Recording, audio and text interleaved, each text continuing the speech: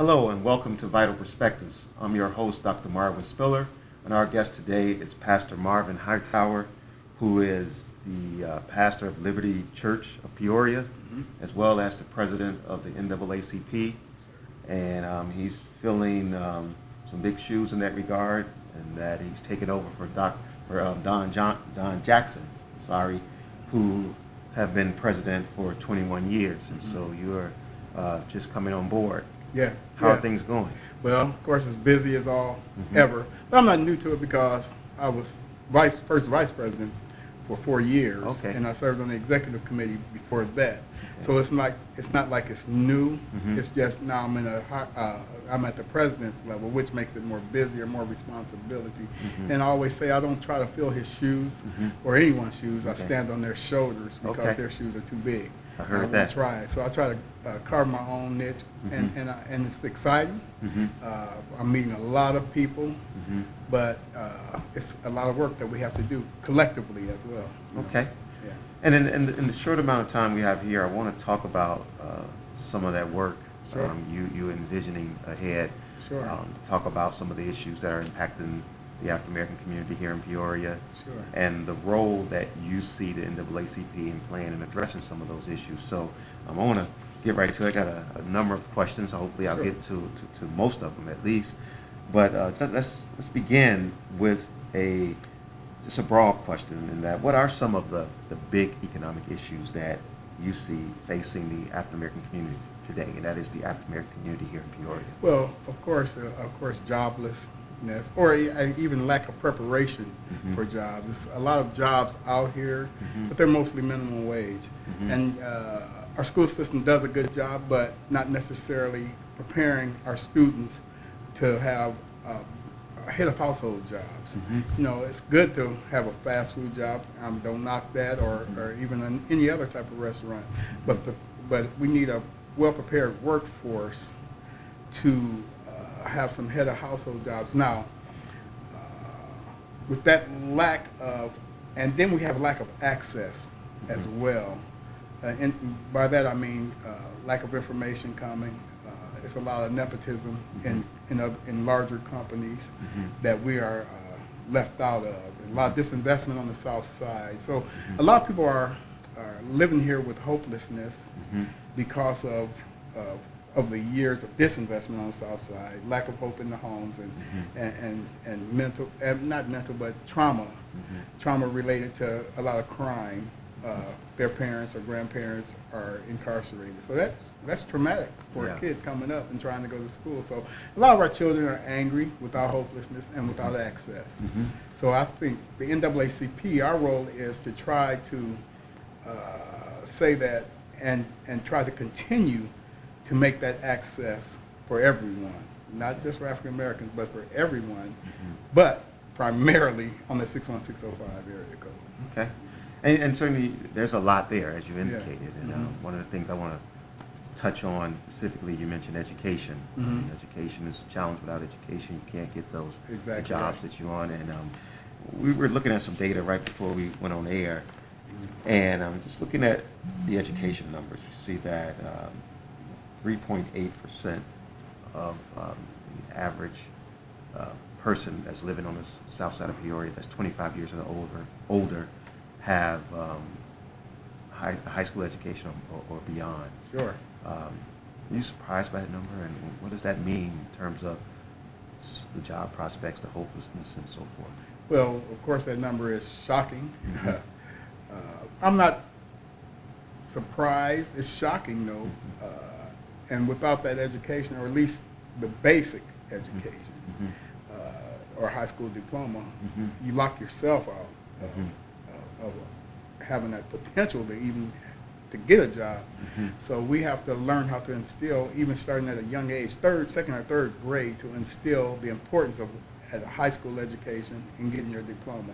Now, everybody's not going to go to college, but at least if they have that baseline of a high school diploma, then they have access to a job, which may then inspire them to go back to school and want to pursue a career instead of a job. Yeah, and I agree with that. And and certainly it highlights the realities that a lot of these problems are very systemic. And so to talk about the role of NAACP or City Hall or Urban League or any other organization here in town or agency, certainly you're going to have to peel back the layers of the systemic realities that created the conditions that the community is in, and you see that NAACP is well situated to take on that challenge. Sure. We're one of the big things that I'm really pushing and really working hard to do is collaborating with other agencies. Because a lot of people are doing a lot of good things, but everybody don't know what everybody's doing. I've heard it said that Peoria is the greatest silo city in the world. We work in silos, we do a lot of good things, but we're just not working together. So I see the role of, one of the roles of the NAACP is pulling us together collectively to craft our agenda, which is not necessarily different from any other culture's agenda, which is safe communities, good jobs, good place, nice places to live, health care, and everything else that everybody else would want. But we have to do it collectively. Find out who's doing what, then work together to change the system by putting the strategy and the structure together to transform the system. And we can do it. We just have to come together to do it. And so that's one of the major things this year that we are going to be like a laser and intentional on is pulling us together. Okay. Do you see those efforts challenged or stymied at all under this new sort of Trump administration? I mean, do you see? Well, I one of the good things that came out of this election is it awoke a lot of people. People are woke now. And I believe that people want to come together and help because it's going to take all of us to lift, even here locally, to lift up this boat that we're in. It's going to take everybody in the community. And when I say community, I mean the 5th District, 4th District, 3rd District, 2nd District, and 1st District. We got to stop looking at 61605 as them and theirs and start looking at it as us and ours. And when one side of our community is hurting, that means all of us are hurting. So we're going to have to address this together. And I see the NAACP as well as the other organizations coming together, putting the ego at the door, and look at the bigger picture. When we all do better, we all do better. Okay. Yeah. That's great. We're going to take a break and stop for a commercial pause and come back and wrap up. I want to touch on what you said at the other side. Harold's Fish and Chicken. Visit us today for the best food in town. Delivery also available or dine in for friendly customer service with an enjoyable atmosphere. Harold's Fish and Chicken, serving only the best in quality organic meat. For the bang in your buck, try our combo meals at $9.99. Seafood dinners also starting at $9.99. Try our popular lunch specials Monday through Fridays, fish or chicken, 11 to 3 p.m., only $5.99 with sides. Don't forget to ask about our chicken buckets. Bring the family in for quality service and hospitality for the best food in town. Harold's Fish and Chicken. Dine in or order out. 841 West Main Street in Peoria, Illinois, 61606 next to 5th Avenue Fashions. Daily hours at 11 a.m. to 9 p.m. 309-839-8466. Welcome back to Vital Perspectives. I'm your host, Dr. Marwin Spiller, and our guest today again is Pastor Marvin Hightower, and we're talking today about some of the issues that are confronting the African American community here in Peoria and the role of the NAACP in addressing those issues. And right before the break, we were talking about you sort of tackling some of those issues in this environment of this current administration. You mentioned that one upside of that is that it certainly have awakened a lot of people, particularly in the community, of the things that we need to do. And that sort of leads me to another sort of other side of that issue, to suggest that perhaps more controversial side is that under President Barack Obama, did we do enough? Well, I would say no, and I would blame, not blame, but point the finger at us. It seemed that once he got the presidency, we kind of just all relaxed. and just went to sleep and expected him by himself to do something for our community without giving him an ask, you know, and partly and I blame us for doing that. We relaxed and we allowed the Tea Party to come into power. We allowed 2010 to happen where it changed the Congress and the senators. We allowed that because we simply fell asleep. And so now we're in 2016, or during the election of 2016, we wonder why we have a now President Donald Trump. Well, we contributed to that, and we just have to take the blame. And one thing about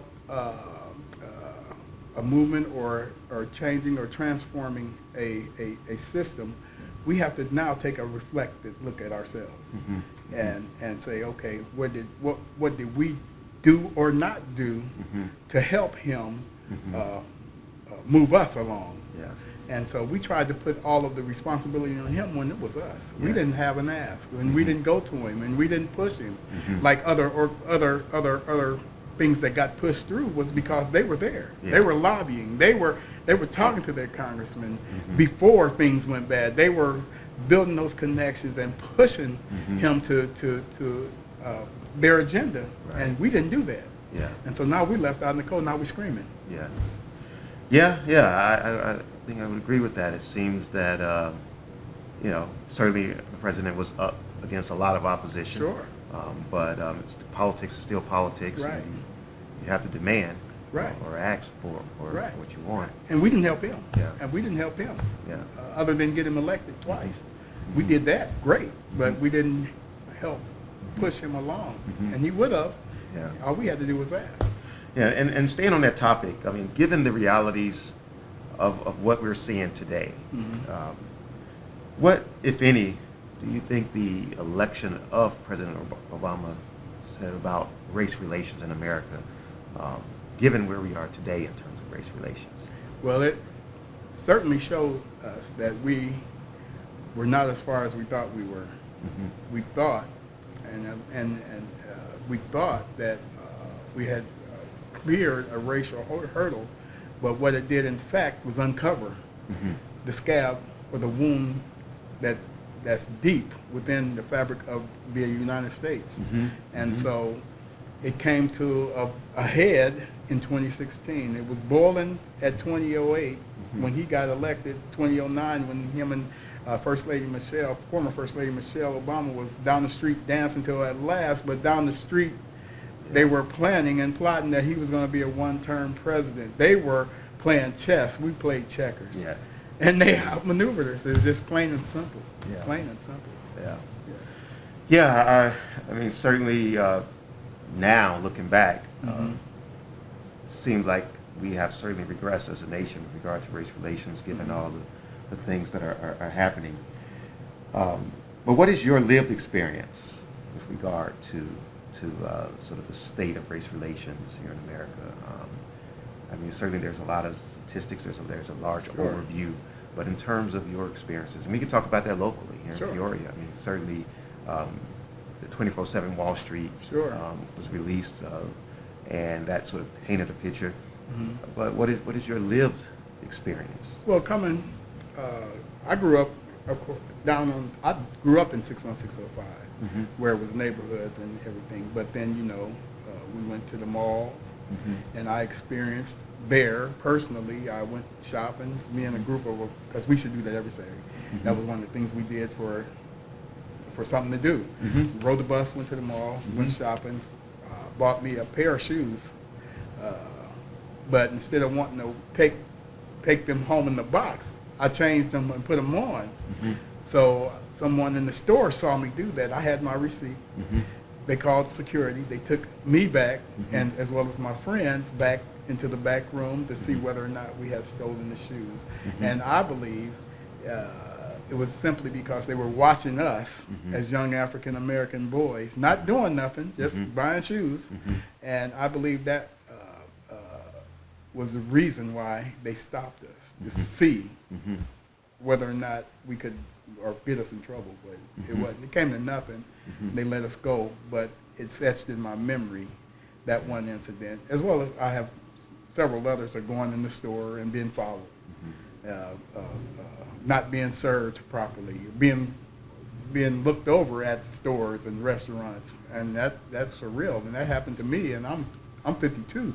This was the 70s, after civil rights in the 80s, after the civil rights movement, where we thought, they at least would respect us, but we were still, of course, stigmatized. Has the state of race relations here in Peoria changed? I mean, or do you suspect that young people are experiencing a different reality today here in Peoria? One thing about it, when I got back with the NAACP after going away to school, I found that we were fighting the same fights and battles. So I would say no. They're still being stigmatized. They're still being watched. We're still being watched, for that matter. Not them, it's us too. Right. Still being watched, still being objectified, still being seen as other, still being seen as the scary black person. Yes. And got to always watch them and can't trust them. So I would say no. I would say no. Some people say and try to act and try to pretend like it doesn't exist, but what this election and these years, or 8 years of President Obama has shown is that this system has been played out since the beginning of the United States, when they brought us over here as slaves. And it's a system that's in place. And I say this about the system.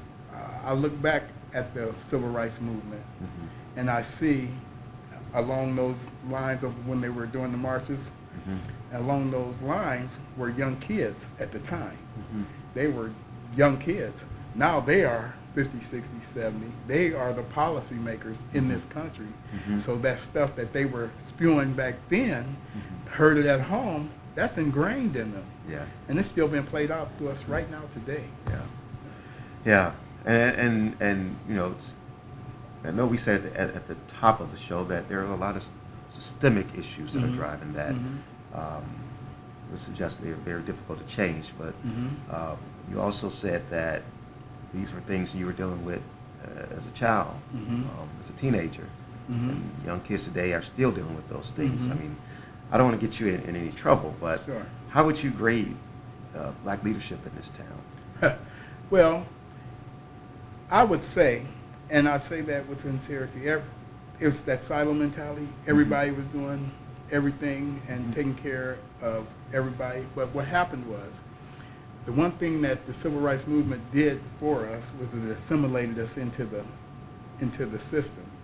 And once we got assimilated into the system, it got to being, okay, I'm doing good. My family's doing well, and I want my kids to do better than I did.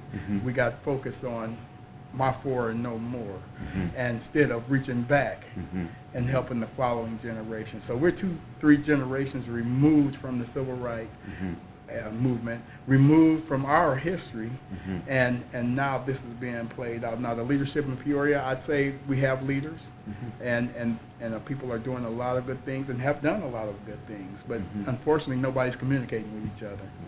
And so we are left out from that table because we don't have good, strong voices collectively. And you raise an excellent point. I mean, the African American community, as a result of those gains of the civil rights movement, have sort of splintered the community along lines of class, and certainly we are, for sure, not a monolithic. Even if we say we never have been, but for sure we're no longer a monolithic in that, you have a strong black middle class, a struggling lower class. Is it difficult? Does that present challenges for the NAACP and how you go about your agenda, knowing that there are, 2, 3, 4 separate communities in one, but we often talk about a black community, but in actuality. And that's a valid question, and it's a valid point, and it's going to be challenging. It's going to be challenging because some people will hide their heads in the sand and pretend that this doesn't exist, or don't want to be bothered, don't want to get caught up in the fray, and don't want to look radical, don't want to be out there in front, don't want to contribute. But if we continue that mindset, we'll always be left out of the game.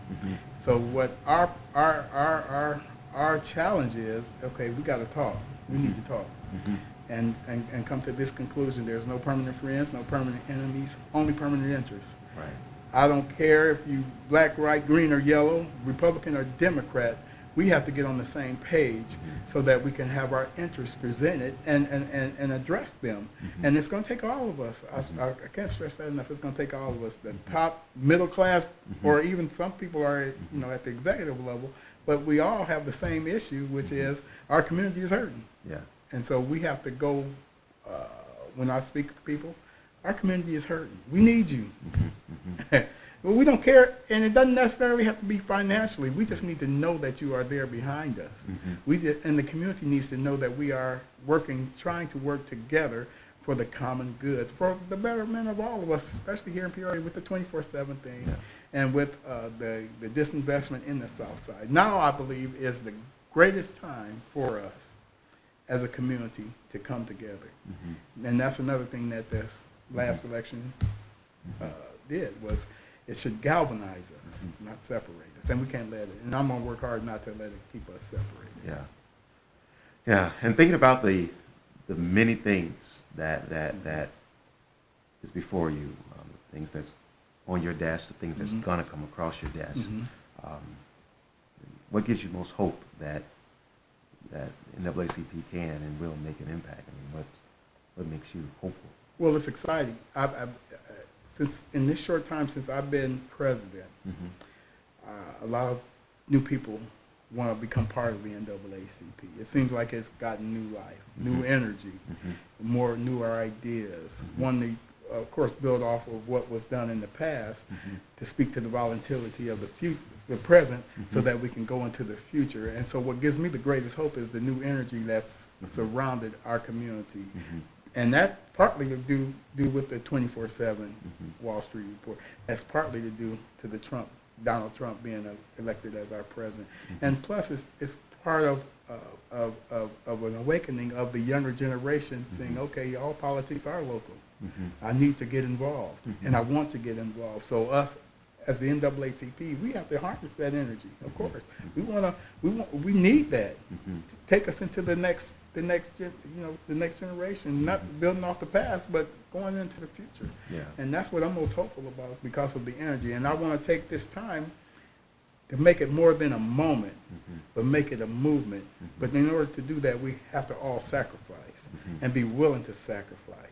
And so I want to take this energy and not just direct it, not just continue to harness it, but make it focused, though. Yeah. Focus it and be intentional on what we're asking, not just make a lot of noise and then go back into our corners, because we've done that too long. And guess what? They expect us to do that. Yeah. They're hard to say, they give us 2 weeks. Yeah. 2 weeks to holler, 2 weeks to scream, and then we're back in our corners, but not this time. And I'm going to make sure, as much as in my power, that does not happen again. Yeah. We're going to take this moment, make it a movement, so that we can transform Peoria. That's great. That's great. Do you have a plan, a strategy for getting young people more involved? Well, sure. We're going to use the social media, but then we also going to be intentional in raising up the younger generation. I'd say that Bradley is reestablishing their chapter. Then we have what is called the AXO program, which is a variation of like a major talent competition, or more than that. It's technical, it's robotics, it's cosmetology, it's films and theater. And so we have been in touch with the Deltas and then also the Peoria Public School District. So we're working to get that together so that we can start at the high school and younger age to telling them what the NAACP is about, and then taking their talents and put them on display, because they have national competitions all over, and you can win prizes and scholarships and all of that. So that's one of the things that we're going after too. Okay. And you are firmly rooted in the faith community.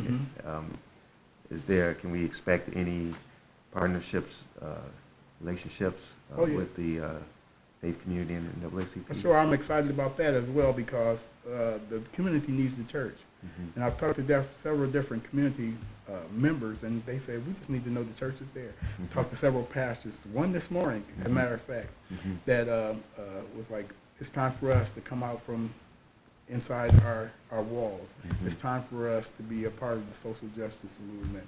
It's no longer is it cool for us to just preach in church to each other when the work is needed to be done outside the wall. So I am, and he wasn't the only one. It's been others that's coming for. We need to come together. Okay, well, let's do it. Yeah. And I'm all for that. So I think it's a new day in Peoria, not just because of me, but I think it's just our time now to make a difference. And I know it's been said before, but we're going to do what we have to do while we have the time to do it. It's almost like we have to. I mean, with Caterpillar leaving, Sure. Seems like the landscape is changing, and I guess there's no choice but to adapt to sort of a post-Caterpillar Sure. Peoria. But you know what? I'm not surprised by Caterpillar because I had the data. We had the data long before Caterpillar made the announcement. Now, it was surprising on the announcement, but not shocking because the data shown that manufacturing was like 3 or 4 or even 5th down from the Peoria area, that the healthcare was in fact going to be the #1 driver and is the #1 driver here. So it's not really a shock to me because I've seen the data, but it was just surprising on the timing of what they do, especially on the heels of, a couple of years ago. And so definitely it brings pause to you, but I wasn't so shocked. Yeah. I guess we got to prepare our young people for those healthcare jobs. Yes. And that's one thing Alignment Peoria is intentionally doing, is trying to marry business with the curriculum so that the workforce will be prepared for the job at the end. Yeah. Okay. Well, I thank you for your time. Oh, It's been great talking to you, learning about the vision of the NAACP and its prospects for the community. So you've been tuned in to Vital Perspectives. Thank you.